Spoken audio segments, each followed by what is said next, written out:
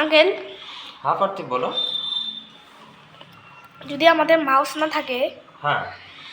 আমরা হুম টেক্সটে হুম কালার দিতে পারবো অনলি কিবোর্ড দিয়া। হ্যাঁ, কেমবে?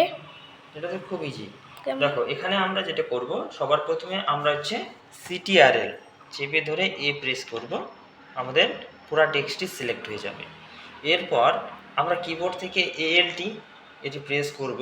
প্রেস করলেই দেখবা এখানে দেখো এগুলো কিন্তু আমাদের সিলেক্ট হয়ে গেছে, আর এখানে এসে দেখাচ্ছে নাম্বার আর অ্যালফাবেট দেখাচ্ছে। আমরা এখান থেকে যাব কোথায়? হোমে। তো আমরা প্রেস করব। প্রেস করার পরে আমাদের হোমের যে কমান্ডগুলো রয়েছে এগুলো দেখো এখানে কিন্তু দেখাচ্ছে, যেমন 1 2 3 4 করে। তারপর কালারের জন্য এখানে এফসি অর্থাৎ ফন্ট কালার এখানে দেখাচ্ছে।